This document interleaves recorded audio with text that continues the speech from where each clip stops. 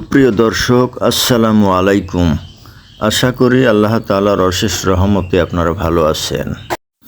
যে আমলে আল্লাহ 40 বার ক্ষমা করেন, যে আমলে আল্লাহ বান্দাকে শিশুর মতো নিষ্পাপ করে দেন।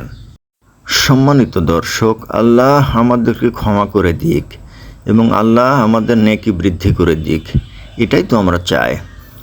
তো কি এমন আমল আছে যেটার মাধ্যমে আল্লাহ বান্দাকে 40 বার করে ক্ষমা করেন? চলুন জেনে নেওয়া যাক। এক হাদিসে রাসূলুল্লাহ সাল্লাল্লাহু আলাইহি ওয়াসাল্লাম হযরত আলী রাদিয়াল্লাহু তাআলা আনহুকে লক্ষ্য করে বলেন, হে আলী, 3টি জিনিসের ক্ষেত্রে বিলম্ব করবে না। 1, নামাজের যখন সময় আসবে তখন নামাজ আদায় করা থেকে দেরি করবে না। 2, মৃত ব্যক্তির জানাজা যখন উপস্থিত হবে তখন কাফন দাফন সম্পন্ন করতে দেরি করবে না।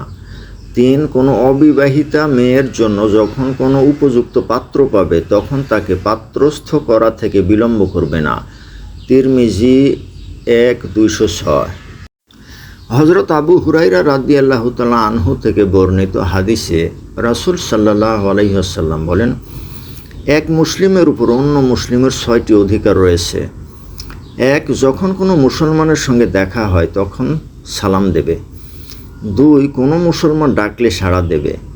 3, সে তোমার কাছে সৎ পরামর্শ চাইলে তুমি সৎ পরামর্শ দেবে। 4, কোনো মুসলমানের হাসি এলে হাসিদাতা আলহামদুলিল্লাহ বললে জবাবে ইয়ারহামুকাল্লাহ বলবে। 5, কোনো মুসলমান অসুস্থ হলে তার সেবা শুশ্রূষা করবে। 6, কোনো মুসলমান মৃত্যুবরণ করলে তার জানাজায় শরীক হবে। মুসলিম হাদিস 2162। মৃত ব্যক্তির গোসলের কাজে অংশ নিলে যে পুরস্কার। কেউ মারা গেলে তার কাফন দাফন ও গোসল করানো শুধু অপর মুসলমানের দায়িত্ব নয়, বরং এ কাজে অংশ নিলে বিশেষ ফজিলত রয়েছে। এক হাদিসে রাসূলুল্লাহ সাল্লাল্লাহু আলাইহি ওয়াসাল্লাম ইরশাদ করেন, যে ব্যক্তি কোনো মুসলিমকে মৃত ব্যক্তিকে গোসল দেবে এবং তার দোষ ত্রুটি গোপন করবে, আল্লাহ 40 বার তার গুনাহ ক্ষমা করবেন। আর যে ব্যক্তি কবর খনন করবে এবং তাকে কবরে রাখবে, আল্লাহ তাকে কিয়ামত পর্যন্ত তার বাসস্থানের ব্যবস্থা করার সওয়াব দান করবেন। আর যে ব্যক্তি কাফনের ব্যবস্থা করবে, কিয়ামতের দিন আল্লাহ তাকে মিহি ও পুরু রেশমের কাপড় পরাবেন।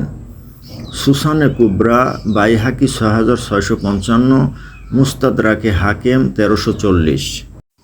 আরেক হাদিসে বর্ণিত হয়েছে, যে ব্যক্তি কোনো মৃতকে গোসল দেয়, কাফন পরায়, সুগন্ধি লাগিয়ে দেয়, খাটিয়া বহন করে নিয়ে যায়, জানাজা পড়ে এবং তার কোনো দোষ জেনে গেলে তা গোপন রাখে, সে ওই দিনের মতো পাপ থেকে মুক্ত হয়ে যায় যেদিন তার মা তাকে প্রসব করেছে।